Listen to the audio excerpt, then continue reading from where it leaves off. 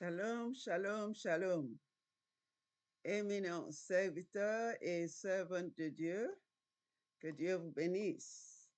Aujourd'hui, euh, je vais parler, je vais donner un petit enseignement sur quel message pour le temps de la fin à l'Église.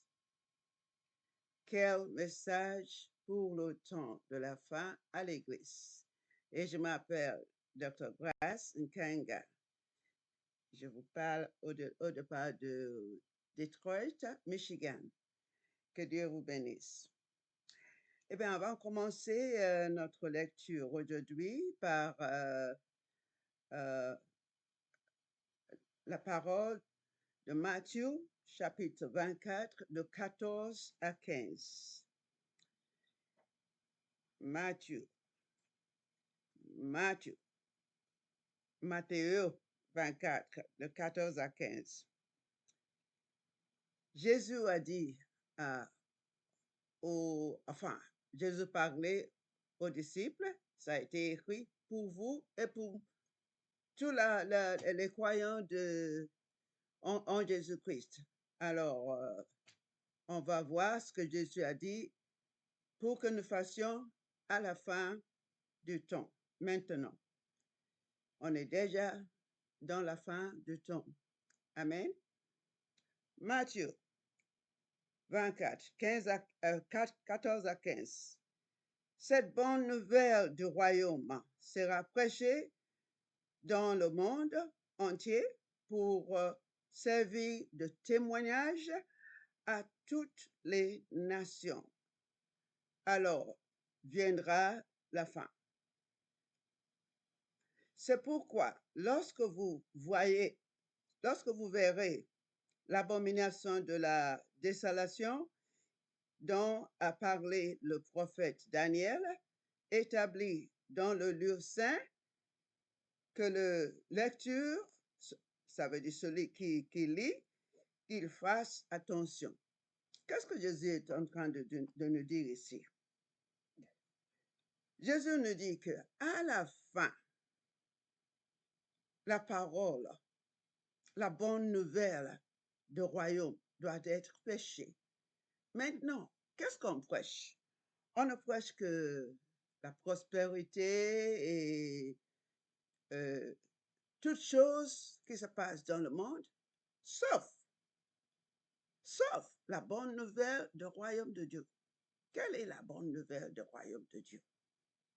La bonne nouvelle du royaume de Dieu, c'est la, premièrement, le salut et tout ce qui appartient au salut, et puis la sainteté et la justice de Dieu. Mais on va parler tout d'abord concernant la désolation. Regardez parmi vous. Regardez, même dans le forum, là, on discute tout ce qui se passe dans l'Église. Toutes sortes de choses, sauf la bonne nouvelle du royaume de Dieu. Il y a des querelles, il y a des mensonges, toutes sortes de choses qui ne doivent pas se passer dans l'Église de Dieu, même pas parmi notre famille. Ce sont tous des abominations. Alors, ça vous montre que c'est la fin du temps maintenant. Alors, il faut faire attention. Il faut faire vraiment attention. Amen. Quand je lis les messages qui se passent, qu'on donne dans le forum partageant la parole, je veux vous dire, sincèrement, c'est écœurant. Vraiment écœurant. Parmi les enfants de Dieu, parmi les serviteurs de Dieu, non, ça ne doit pas se passer comme ça. Non. C'est inacceptable. Si Jésus-Christ était ici, en personne, comme il était avec les disciples, les apôtres, qu'est-ce qu'ils vont nous dire? Qu'est-ce qu'il va nous dire? Non, non, non, non. Il va directement nous appeler des Satans, comme il a appelé Pierre. Il a dit à Pierre, Satan, départ, pars, que tu es comblé avec des choses du monde, des choses naturelles. Non, ça ne doit pas se faire. Jésus-Christ, à la fin du temps,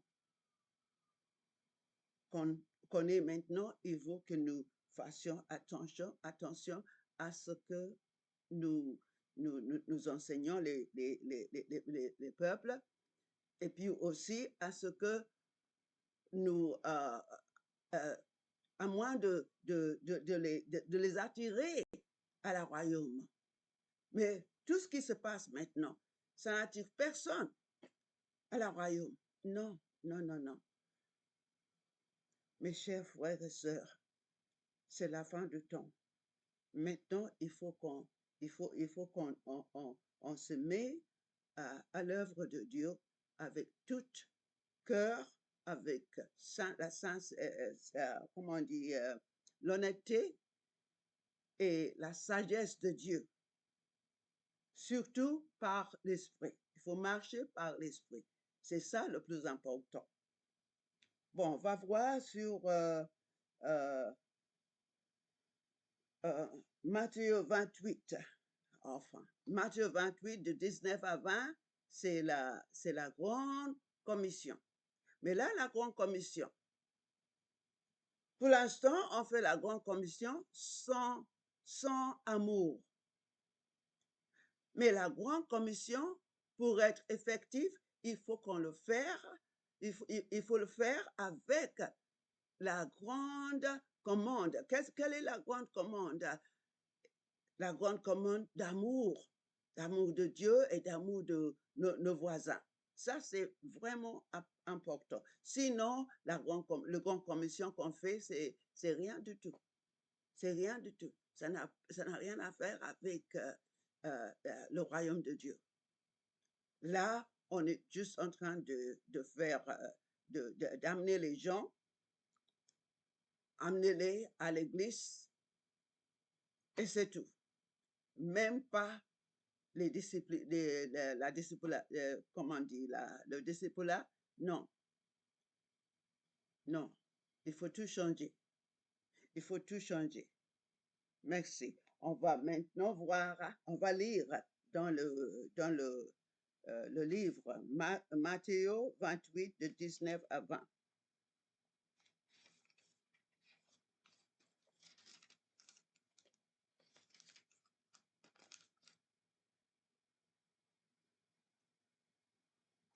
Matthieu 28, de 19 à 20, c'est-à-dire, la Bible dit, allez faites de toutes les nations les disciples, baptisez-les au nom du Père et du Fils et du Saint-Esprit, et enseignez-leur à garder tout ce que je vous ai prescrit, ça veut dire tout ce que je vous ai montré.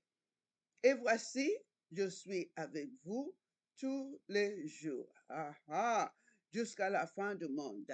Voilà. Là, on fait tout ce qu'on fait sans faisant connaissance que Jésus-Christ est parmi nous. On oublie que Jésus-Christ a dit qu'il est toujours avec nous jusqu'à la fin du monde.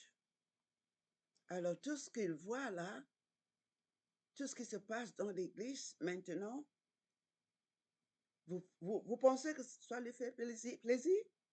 Pensez-vous que ça lui fait plaisir? Bien sûr que non. Bien sûr que non. Il faut changer. Pour faire ce travail, il faut le faire avec l'amour de Dieu, pour satisfaire à notre Seigneur. Amen. Alors, Jésus-Christ nous demande de prendre notre croix et de lui suivre pour faire la grande commission avec la grande commande, il faut prendre notre croix. Il faut prendre notre croix. Quand nous prenons notre croix, qu'est-ce que ça veut dire de prendre notre croix? De prendre notre croix, c'est que c'est pas un fardeau. Le croix n'est pas un fardeau. Au contraire, le croix, c'est ça qui nous dirige. Le croix sert à crucifier notre chair pour que nous puissions marcher dans l'esprit, pardon. Le croix sert à la crucifixion pour que nous puissions marcher dans l'esprit. Amen. Alléluia. Parce que notre Seigneur, comme Jésus-Christ a dit, il est esprit. Et tout ce qui loue le bon Dieu, il doit le louer dans la sincérité et dans l'honnêteté et l'esprit. Dans la vérité et l'esprit. Sans ça, on ne peut pas faire plaisir à Dieu. Parce que Dieu, il est esprit.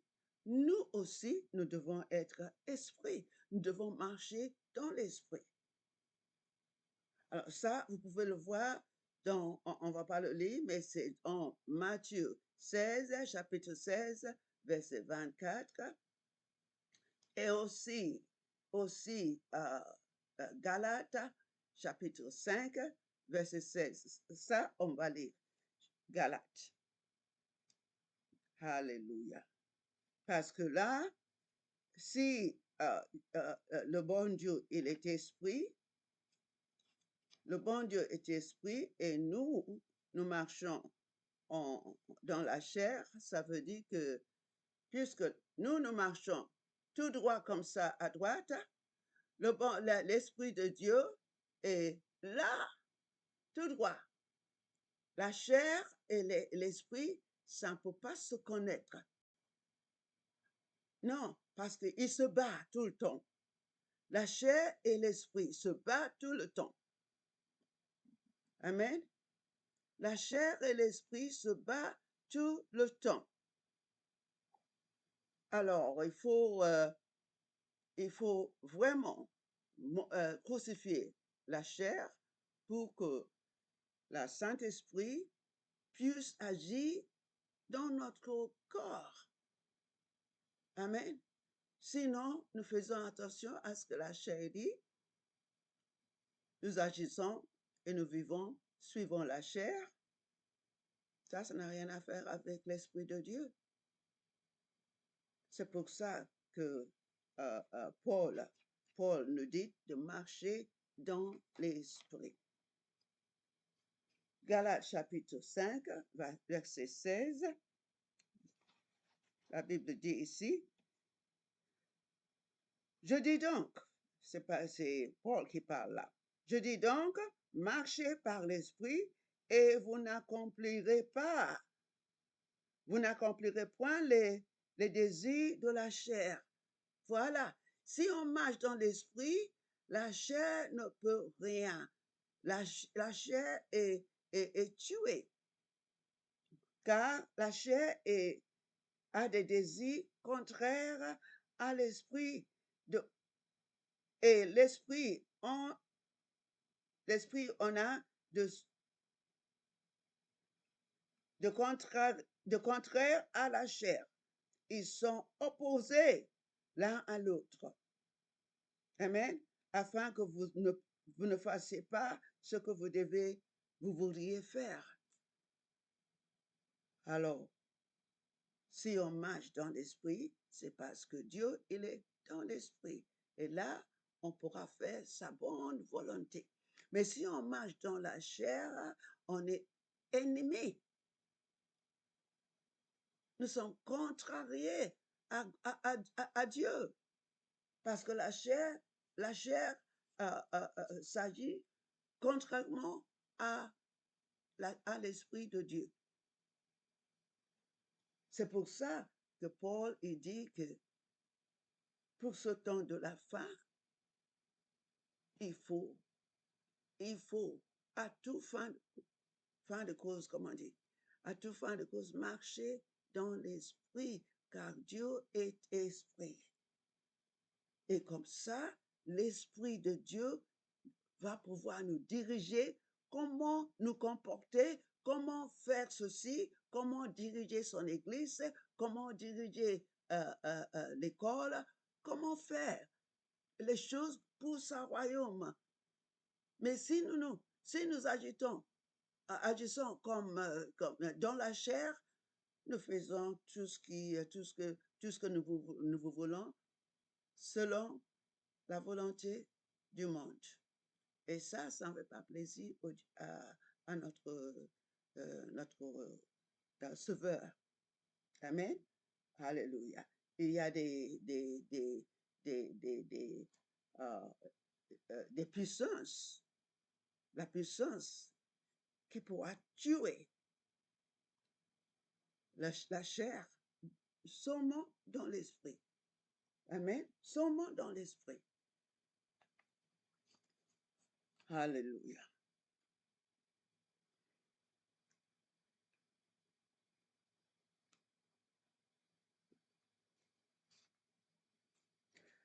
La puissance de l'Esprit de Dieu nous donne la grâce pour pouvoir dominer le péché. Et en marchant dans l'Esprit, dans la présence de Dieu,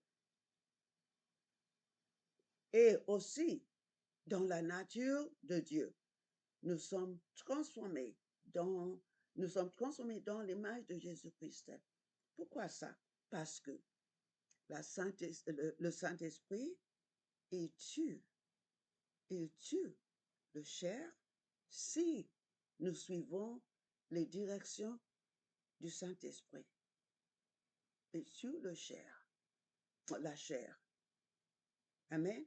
Et puis il nous donne la puissance de pouvoir résister la chair. Sans le Saint-Esprit, nous ne pouvons pas résister notre chair.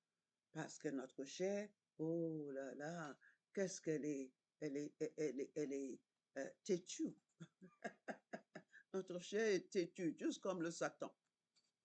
Le Satan est têtu. Il fait comme s'il n'entend rien. Très désobéissant. Très, très désobéissant. Alors, c'est nécessaire, mes chers frères et sœurs, de marcher dans l'esprit. Regardez parmi nous maintenant. Si je marche dans l'esprit, je ferai la volonté de Dieu. Si vous marchez dans l'esprit, vous ferez la volonté de Dieu. Mais si vous faites la volonté, vous vivez comme la chair, vous suivez votre désir, votre émotion, vous ne pouvez pas faire plaisir au Seigneur. Ça, c'est impossible. Parce que notre Seigneur, il est esprit. Hein, et parce qu'il est esprit, il nous donne des choses spirituelles qui se passent dans son royaume. Et là, le royaume de Dieu, disons, nous ne connaissons pas le royaume de Dieu. Nous sommes ici, dans la terre, dans le monde. Le royaume de Dieu est spirituel tout en haut. Il faut apprendre. Et pour apprendre comment dire, en anglais, on dit constitution. Pour apprendre la loi et ce qui se passe dans le royaume de Dieu, il faut suivre le bon Dieu. Il faut suivre Jésus-Christ qui nous a montré le chemin. C'est pour ça qu'il était venu. Il était venu pour nous montrer le chemin et comment pouvoir entrer dans le royaume de Dieu. Et la première chose qu'il avait dit, c'est de porter votre croix. Si vous refusez de porter votre croix, la chair va toujours être, comment dire, le manager. Mais Si vous décidez de tuer la chair, de crucifier la chair, de modifier la chair, comme Paul a dit, l'Esprit de Dieu qui est en vous va vous diriger maintenant, suivant la volonté de Dieu, parce que c'est l'Esprit en vous, en moi, qui connaît le désir et la volonté du Seigneur. Personne d'autre pour comprendre. C'est seulement l'Esprit. Alors, si nous marchons dans la chair, il y a des querelles, il y a des bavades qui sont pas bons. Comme on dit en anglais, on dit backbite. Et puis on se tue l'un et l'autre avec notre bouche. Mais non, ça ne peut pas marcher comme ça. Pour la fin de temps, c'est nous préparer pour être mariés à Jésus. Et pour être marié à Jésus, il faut être il faut avoir sa caractère. Et pour avoir la caractère de Jésus, il faut être dans l'esprit, mes chers frères et sœurs. Il faut être dans l'esprit. Il faut marcher par l'esprit. Sans ça, ça ne va pas marcher. Hein?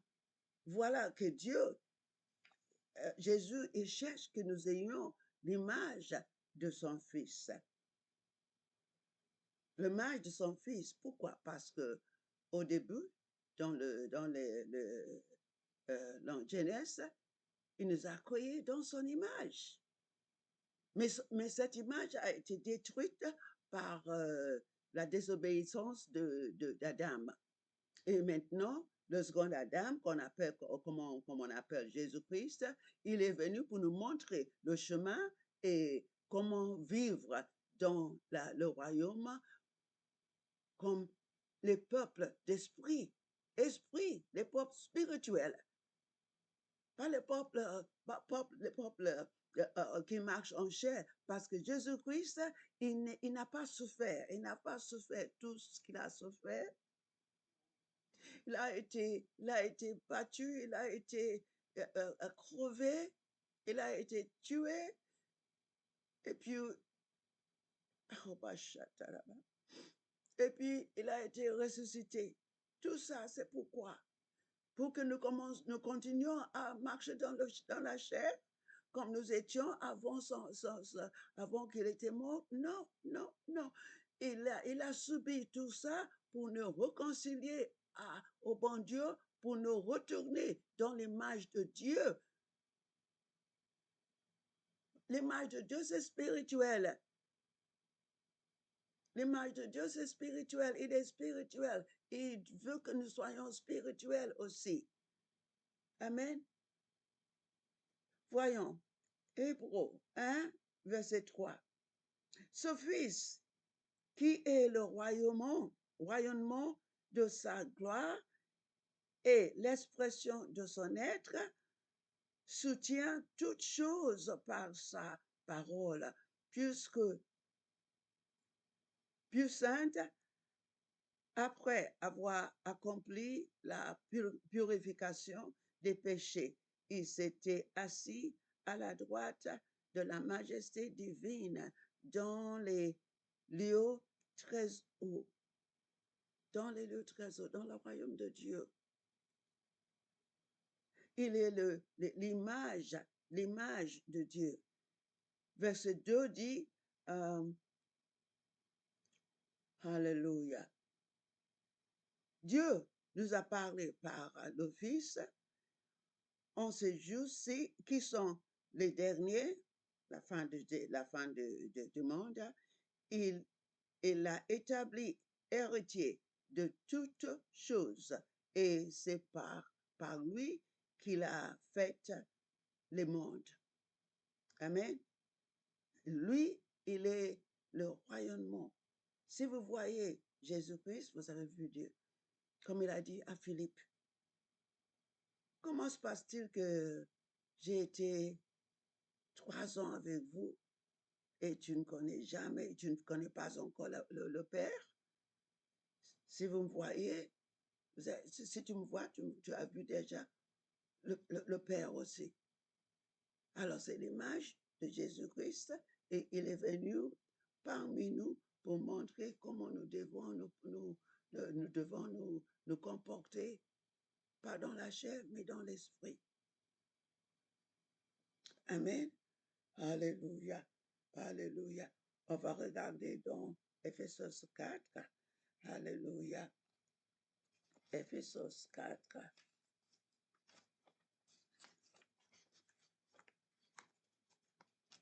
Alléluia.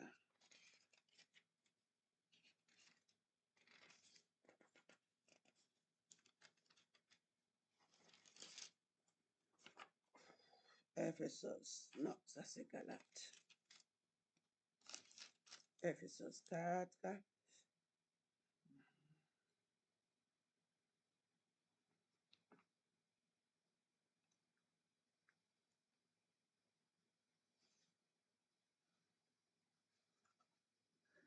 Ephésos 4, verset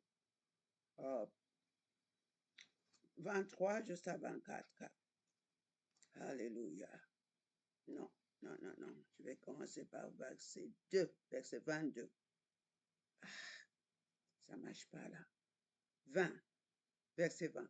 Mais vous, ce n'est pas ainsi que vous avez appris. Au contraire, le Christ, si du moins vous avez entendu parler de lui, et si vous avez été instruit en lui, conformément à la vérité qui est en Jésus, c'est-à-dire vous dépouillez à cause de votre conduite passée. À cause de votre conduite passée. Notez ça, s'il vous plaît. La conduite passée.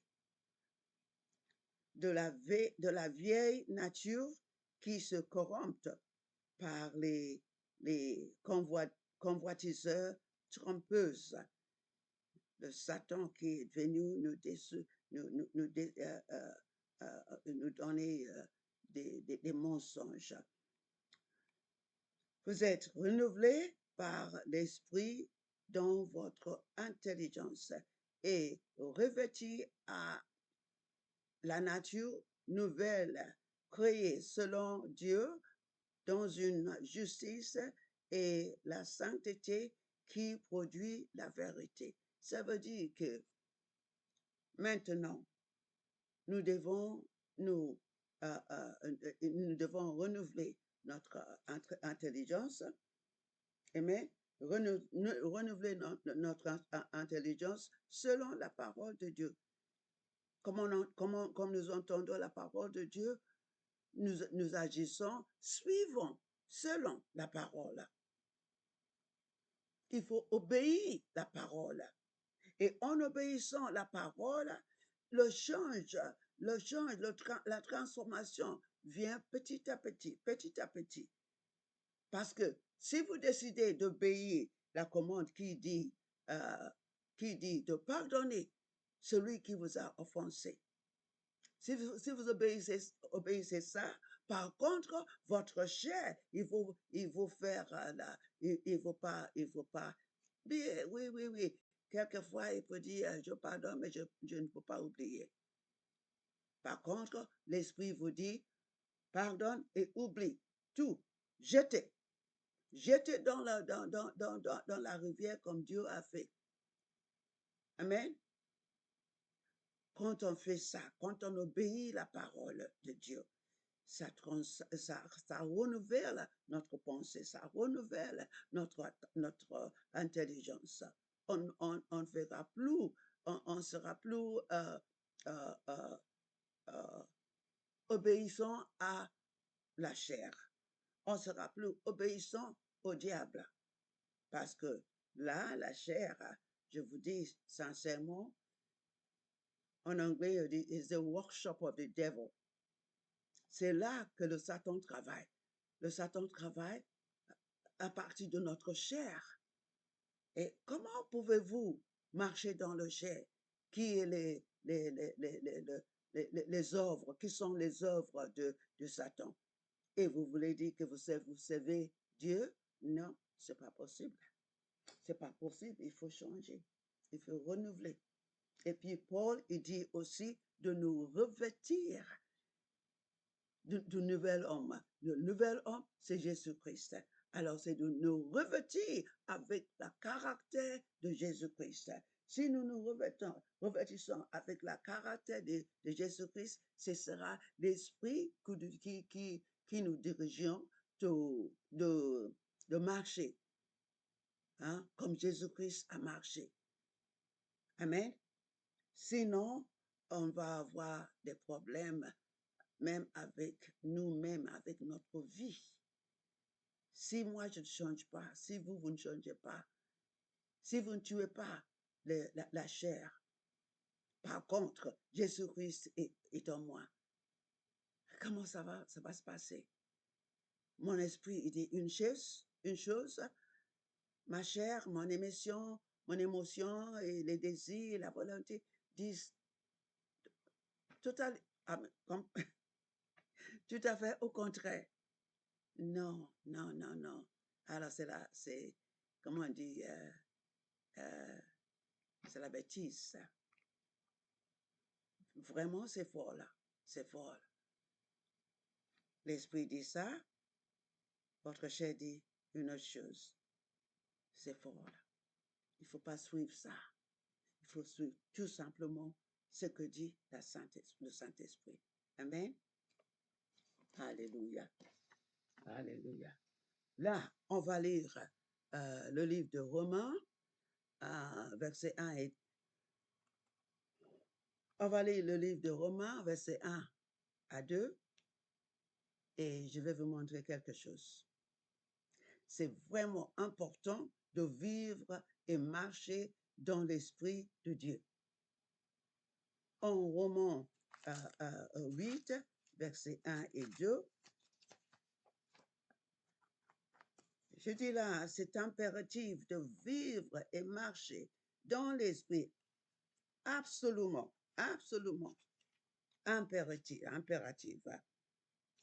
Alléluia. Romains 8, 1 et 2. Il n'y a donc maintenant aucune condamnation pour ceux qui sont en Jésus-Christ, qui marchent non seulement par la chair, mais non selon la chair, mais selon l'esprit. Je veux relire. Il n'y a donc maintenant aucune condamnation pour ceux qui sont en Christ, qui marchent non selon la chair, mais selon l'esprit. Ça, c'est important. C'est impératif. Par contre, maintenant, qu'est-ce que j'entends l'Église et les prêcheurs quand ils prêchent? Qu'est-ce que vous entendez vous-même? Ils disent tout simplement, il n'y a donc maintenant aucune condamnation pour ceux qui sont en Jésus-Christ. C'est tout. Non, c'est pas complet. Et ça, c'est au contraire. Ça ne veut pas dire que si vous êtes en Jésus-Christ, vous n'êtes pas en condamnation. Non, c'est pas ce que dit la Bible. La Bible dit qu'il n'y a aucune condamnation pour ceux qui sont en Jésus-Christ, qui marchent dans l'esprit. Mais pour ceux qui ne marchent pas dans l'esprit, ils marchent dans la chair, et il y a la condamnation, mes frères et sœurs. Ça, c'est vraiment important et c'est impératif. L'Église a été vraiment, l'Église a été vraiment déçue par ça. Sincèrement. Il faut prendre. Comment pouvez-vous vous dire que je suis en Jésus-Christ? Vous êtes en Jésus-Christ. Jésus-Christ, il est esprit. Vous et moi, nous sommes des humains. Et vous me dites qu'il n'y a pas de condamnation? Hein? Tandis que je marche contrarié à Jésus-Christ, à l'Esprit de Dieu. Non, non. Relisez ce que dit Paul, l'apôtre Paul. Relisez ce que dit l'apôtre Paul. Nous n'avons pas compris ce qu'il est en train de nous dire. C'est pas tout simplement entrer dans Jésus-Christ qui nous ôte de la condamnation. Non. Ce qui nous libère, c'est de marcher dans l'esprit. Amen. Amen. Jésus-Christ il n'est pas mort pour nous libérer et que nous continuions dans l'ancienne vie. Non, au contraire, il est mort et ressuscité pour nous rendre dans son image.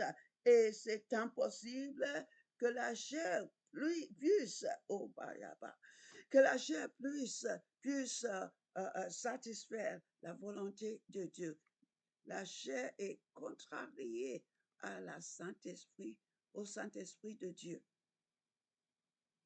Alors il faut marcher dans l'esprit pour être libéré de toute condamnation. Amen. Alléluia. Jusqu'à ce moment, la plupart de l'Église marche dans la chair, car les gens sont déçus. Romains 8, de 1 à 2, ne dit pas que nous sommes sans condamnation parce que nous sommes en Jésus-Christ, mais parce que nous marchons selon l'Esprit. Amen. Alléluia. Alléluia. Les chrétiens qui vivent dans la chair sont en condamnation. Ça, c'est sûr. Ça, c'est certain. Ils sont en condamnation car Dieu et l'esprit et la chair, ils sont tous contrariés. Amen. La chair est contrariée à l'esprit de Dieu. Alléluia. La vie selon Dieu. Voyons un peu ça. En Romains 12.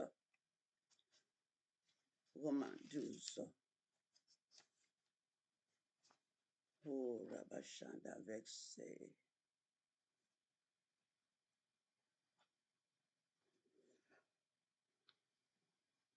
Alors, Romains 12, verset 1 à 2. Paul, il dit, je vous exhorte donc, frères, par les compassions de Dieu, à offrir vos corps comme un sacrifice vivant, saint, agréable à Dieu, ce qui sera de votre part un culte raisonnable. Ne vous conformez pas au monde présent, mais soyez transformés par le renouvellement de l'intelligence, afin que vous discerniez quelle est la volonté de Dieu, ce qui est bon, agréable et parfait. Ça, c'est important, mes chers frères et sœurs. On avait déjà parlé de ça.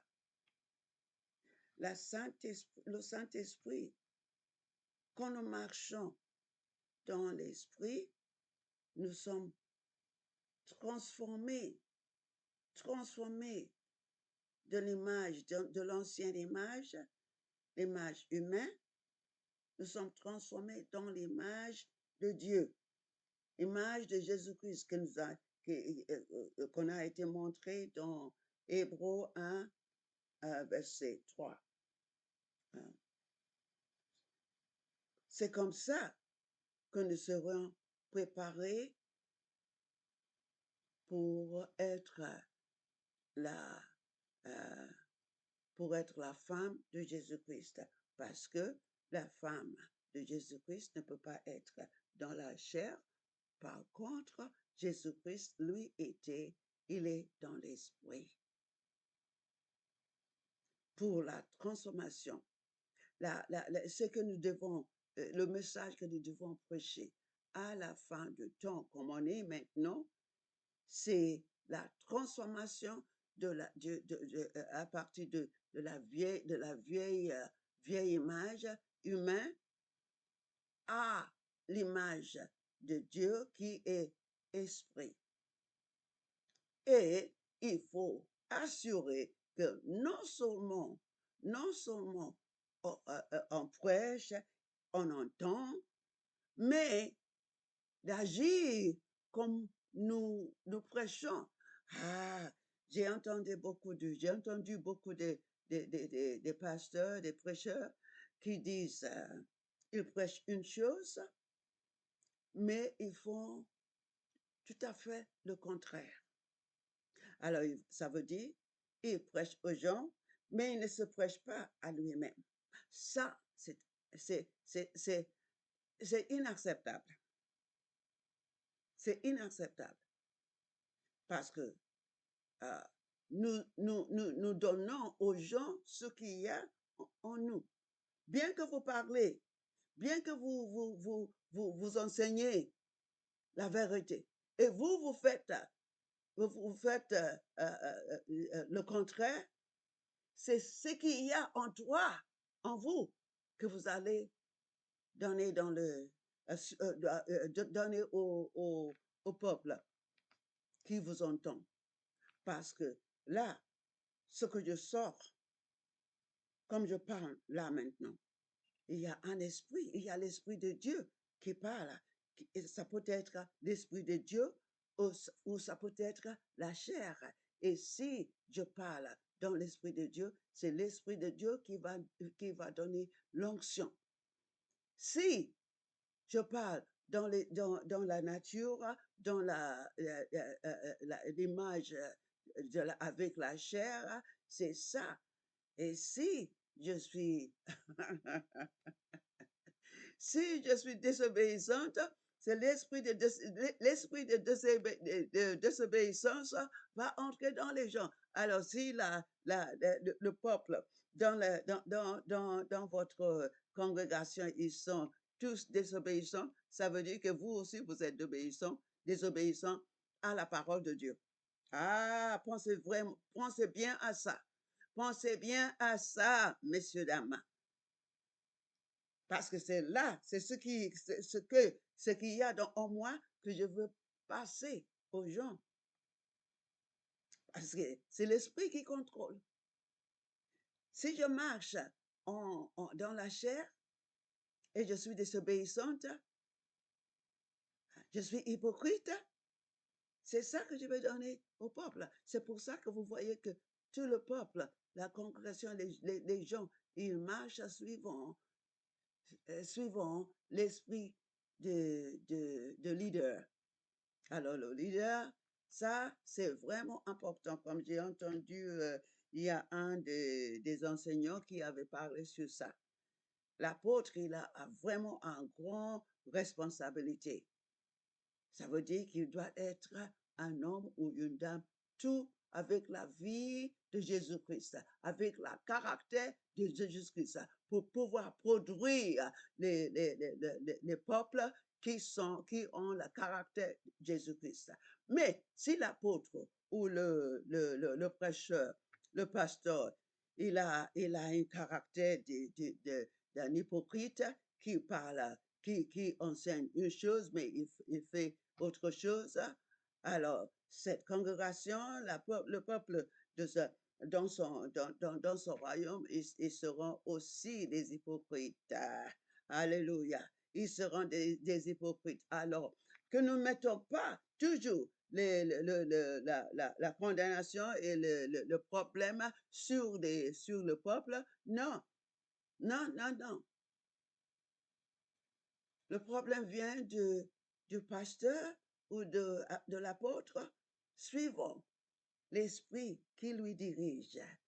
S'il est hypocrite, s'il est menteur, Et évidemment, le peuple aussi vont être des hypocrites et des menteurs. Si les voleurs, évidemment, évidemment, je vous assure, l'esprit de vol va passer. Peut-être pas en tous, mais quelques-uns. Alors, il faut que les leaders fassent attention, qu'ils font ce qu'ils prêchent. C'est ça le plus important. Ils doivent faire ce qu'ils prêchent. Mes frères et sœurs, nous devons faire ce que nous prêchons au nom de Jésus-Christ. Hello, my beloved sister. You are so welcome. God bless you. You can't understand this because I'm teaching in French today to the French population. I'm teaching in French to the French listeners. Amen. Hallelujah. I'm speaking with Congo and the French-speaking pastors. Amen. God bless you. Hallelujah. Hallelujah. Gloire à Dieu. Alors, pour clôturer, je voulais dire tout simplement que le message qu'on doit prêcher à la fin du temps, c'est de préparer l'Église pour être prête prête pour le mariage avec Jésus-Christ à la fin. Parce que si nous ne sommes pas prêtes, nous ne pouvons pas nous marier avec Jésus-Christ. Ça va être comme les 5 vierges, les 10 vierges, 5 n'étaient pas prêtes. L'autre 5 étaient prêtes. Ils ont entré avec Jésus-Christ pour le mariage. Voici la fin de ce message. J'espère que nous tous, que nous soyons serviteurs ou servantes, que nous soyons parents aussi, pères ou mères, que nous puissions diriger le peuple, les gens du Seigneur, pour qu'ils soient préparés pour le mariage avec Jésus-Christ. Amen. Amen. Que Dieu vous bénisse tous. Merci de m'avoir écouté. Shalom, shalom. Alléluia. Alléluia. Et vous qui m'écoutez en ligne, je vous prie de bien vouloir marquer que vous aimez ce vidéo et aussi le partager avec tous vos contacts, que aussi ils apprennent. Amen. Que Dieu vous bénisse. Alléluia. Alléluia. Shalom, shalom.